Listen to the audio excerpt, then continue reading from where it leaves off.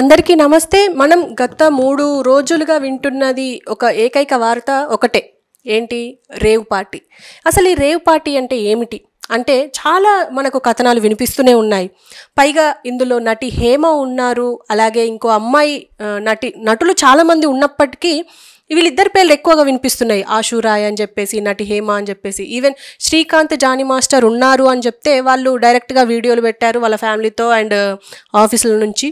కానీ నటి హేమ మాత్రం తను బుకాయించే ప్రయత్నాలు చేశారు అని చెప్పి వార్తలు వస్తున్నాయి. ఎందుకు అంటే తను ఫస్ట్ రావడం నేను ఫామ్ హౌస్లో చిల్ అవుతున్నా అని చెప్పేసి చెప్పడం అదొకటి. ఇంకా మళ్ళీ నేను బిర్యానీ చేస్తున్నానని చెప్పడం, పైగా మీడియాకి వార్నింగ్ ఇవ్వడం కూడా ఇదొక సంచలనంగా మారిపోయింది. రేవ్ పార్టీ మీద ఫోకస్ చేయడానికి గల కారణం జస్ట్ హేమ మాత్రమే అని చెప్పేసి కూడా మాట్లాడుకుంటున్నారు. ఎందుకు అంటే తను చేసిన విధానాలు అలా ఉన్నాయి అని చెప్పేసి.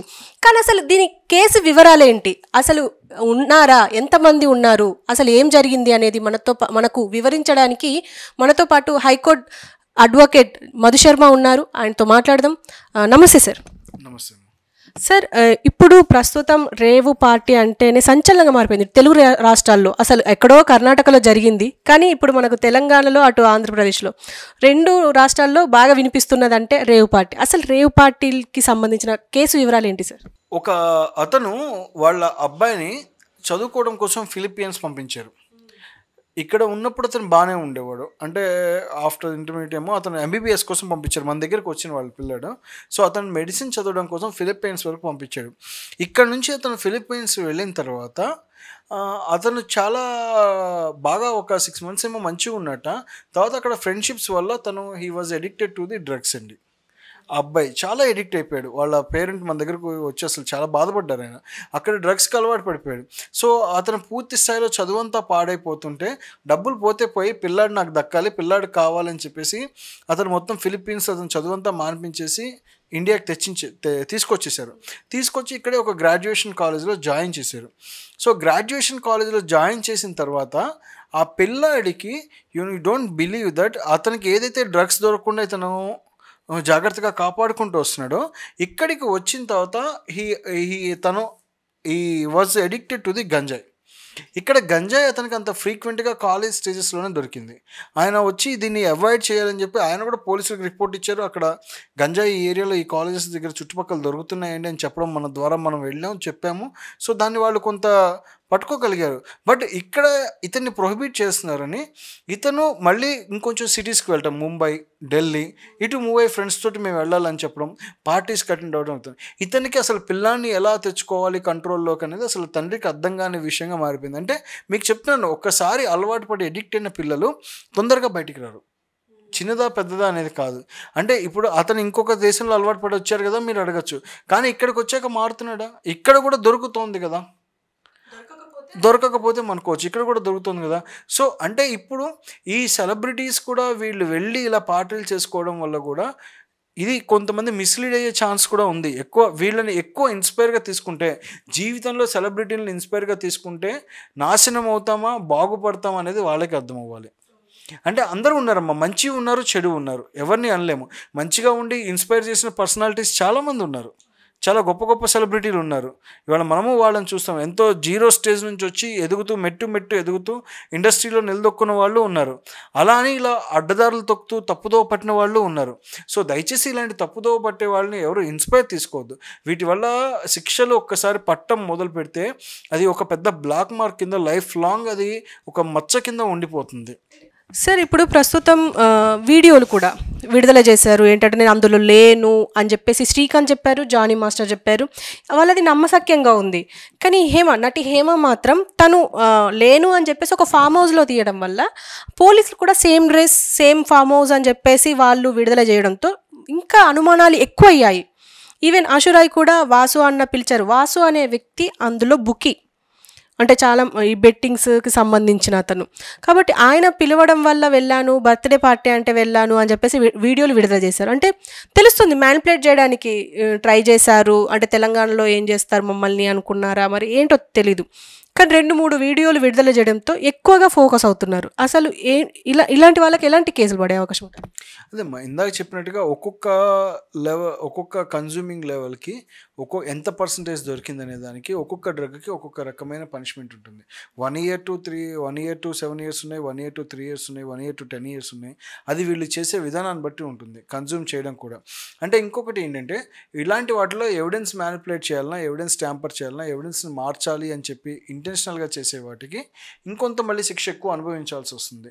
ఇప్పుడు ఆల్రెడీ దొరికిన తర్వాత అక్కడ ఉన్నాము, దొరికారు అని చెప్పి పోలీసులు నిర్ధారణ చేసిన తర్వాత కూడా మేము అక్కడ లేము, మాకు సంబంధం లేదు అని చెప్తే ఇప్పుడు దానికి సాలిడ్ ఎవిడెన్స్ వాళ్ళు చూపించాల్సి ఉంటుంది.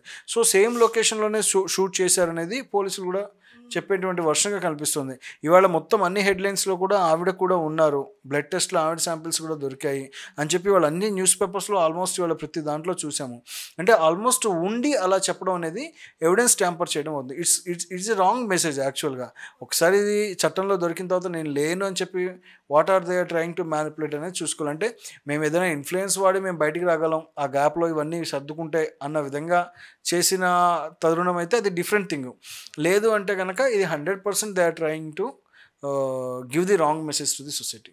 అండ్ ఇంకొకటి ఏంటంటే జనరల్గా ఇప్పుడు పార్టీలు అనేది వేరు, ఇప్పుడు బర్త్డే పార్టీస్ కానీ ఇప్పుడు జనరల్గా పబ్స్ ఇది అంతా పెరిగిపోయింది. కానీ ఎక్కువ ఇప్పుడు ఫోకస్ ఏంటంటే రేవ్ పార్టీ. అసలు what is rave party? Rave పార్టీలో 50 lakhs పెట్టి వెళ్ళేంత ఏముంటుంది అని చెప్పేసి అంటున్నారు. మీరేం చెప్తారంటే అసలు వాట్ ఈజ్ రేవ్ పార్టీ అంటే? ఏం లేదు, అదే మీకు ఫస్ట్లో చెప్పినట్టుగా వీళ్ళంతా ఒక గ్రూప్ ఆఫ్ పీపుల్ ఒక ఈ పర్టికులర్ ఫామ్ హౌస్లోనో లేకపోతే పర్టికులర్ ఎక్కడన్నా అవుట్స్కట్స్లో ఉన్న బిల్డింగ్లోనో విల్లాలోనో they want to celebrate it. So they are having all the amenities which can destroy their health and their career. ఏంటే వాళ్ళకి అక్కడ నాశనం అయిపోవడానికి కావాల్సిన ప్రతి వస్తువు దొరుకుతుంది. అంటే వాళ్ళు ఆల్రెడీ ఇష్టపడి వెళ్ళారు, బట్ కానీ దొరకందంటూ ఉండదు. అంటే వాళ్ళకి కావాల్సినట్టుగా ఇల్లీగల్ వేలో డ్రగ్స్ దొరుకుతాయి, వాళ్ళకి కావాల్సినట్టుగా ఆల్కహాల్ దొరుకుతుంది, అక్కడ బాయ్స్కి గర్ల్స్కి బాయ్స్ ఉంటారు. సో వీళ్ళకి అన్నీ కావాల్సినటువంటి అరేంజ్ చేయడానికి ఉంటుంది. సో వీళ్ళు ప్రాపర్గా ఫుడ్ అవన్నీ అరేంజ్ చేసుకుంటారు. సో ఇంకా వీళ్ళ లాడ్జింగ్ అండ్ బోర్డింగ్ కూడా వాళ్ళే చూసుకుంటారు. అక్కడ ఏదైనా అక్కడికి వెళ్ళి రేసెస్ కానీ లేదా ఏదైనా ఇంకా కొంతమంది they prefer to play the games, billiards ఆడటం అలాంటి కొన్ని ప్రిఫర్ చేసుకుంటారు పార్టీస్లో. అంటే కానీ ఒక లెవెల్ ఆఫ్ ఎక్స్టెంట్ ఇవాళ రేప్ పార్టీలో ఆ కల్చర్ ఉండదు, 90% పోయింది, గేమ్ కల్చర్ పోయింది. ఏంటంటే తాగడం, తూలడం, డ్యాన్సులు వేయడం, సింపుల్గా చెప్పాలంటే ఇక విపరీతమైన ఒక డీజే సెట్లో పెట్టేసుకొని ఆ హెవీ మ్యూజిక్కి, లౌడ్ సౌండ్ మ్యూజిక్కి డ్యాన్సెస్ చేసుకుంటూ they are creating a nuisance. ఒక రకమైన న్యూసెన్స్ని క్రియేట్ చేసుకోవడమే పార్టీ అని చెప్పేసి ఫీల్ అవుతారు. సో అలా తాగి తందనాలాడి 2-3 రోజుల వరకు లేవకుండా ఉండేలాగా ఉంటారు. సో దాని తర్వాత వీళ్ళు వచ్చి అలసిపోయామని చెప్పేసి ఇక్కడ ఇంట్లో వీళ్ళు ఇది చేయడం అనమాట.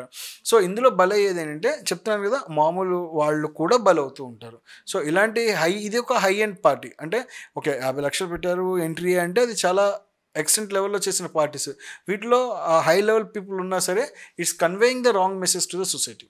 అండ్ సార్ ఇప్పుడు వీళ్ళకి అంటే వీడియో ప్రూఫ్ ఉండదు, ఫోటో ప్రూఫ్ ఉండదు, సీసీటీవీ ప్రూఫ్ ఉండదు, అసలు ఏ ప్రూఫ్ లేకుండా ఇప్పుడు వీళ్ళు అంటే శిక్షకు అర్హులు అని చెప్పేసి మనం ఎలా గుర్తించగలమంట? అంటే రైడ్ చేసేటప్పుడు రైడ్తో పాటు police they take the video footage అండి. పోలీసులు వీడియో రికార్డింగ్తోనే ఇలాంటి యూజువల్ పార్టీస్లోకి ఎంటర్ అవుతూ ఉంటారు. ఇప్పుడు కొత్తగా ఇప్పుడు వాళ్ళు ఏంటంటే రైడ్ చేయాలి అనుకున్నప్పుడే వాళ్ళు ఫస్ట్ నుంచి అక్కడ ఇవన్నీ ఉండవు, గమనించే ఎవిడెన్స్ డిస్ట్రాయ్ చేసే అవకాశం ఉంటుంది అని చెప్పేసి దొరికిన వాళ్ళ ఫింగర్ ప్రింట్స్ కానీ ఇమీడియట్గా అక్కడికక్కడ ఉన్న వాళ్ళు కానీ వాళ్ళని ఇప్పుడు మీకు అన్నట్టు ఇప్పుడు వాళ్ళు మెడికల్ టెస్ట్కి పంపించడం కానీ బ్లడ్ శాంపిల్స్ని కలెక్ట్ చేసి పంపించడం కానీ ఇవన్నీ ఫస్ట్ నుంచి జరుగుతుంటాయి. సో అందుకని చెప్పేసి వీళ్ళు ఫస్ట్లోనే ఎంటర్ అయ్యేటప్పుడే ఏ ప్రెమిసెస్లో పార్టీ జరిగింది, ఆ ప్రెమిసెస్ ఎలా ఉన్నాయి, సో పార్టీ జరిగిన విధంగా ఉన్నాయా, పార్టీ జరగని విధంగా ఉన్నాయా, ఆ ప్రెమిసెస్లో ఏం లొకేట్ అయ్యాయి, సో దీంతో పాటుగా అక్కడ పంపించాల్సిన నార్కోటిక్ డ్రగ్స్ టీమ్స్ పంపించాల్సిన ఏమేమి శాంపిల్స్ పంపించాలి, సో ఇవన్నీ వాళ్ళు ఫస్ట్లోనే ఒక వీడియో క్యామ్ తోటి they enter in to the premises. వాళ్ళు చక్కగా ఫుటేజ్ తీసుకుంటారు, అది తీసుకొని they submit it to the court అండి. ఆనరబుల్ కోర్టుకి ఏదైతే గౌరవ కోర్టు వారికి సమర్పిస్తారు. ఇక్కడ మేము వెళ్ళాము, ఆ టయానికి అక్కడ జరుగుతుంది, so we are having the solid evidence, ఇంతమంది పార్టిసిపేషన్ అయ్యారు, ఇంత లౌడ్ మ్యూజిక్ పెట్టుకున్నారు, ఇంతగా డ్యాన్సెస్ చేస్తున్నారు, ఇక్కడ ఈ డ్రగ్స్ వాడారు, వీళ్ళు ఈ సబ్స్టాన్సెస్ వాడారు, సో ఇవన్నీ ఎఫెక్ట్ చేస్తాయి, these are all in a illegal way అని చెప్పేసి వాళ్ళు చూపిస్తారు అనమాట. Thank you very much sir.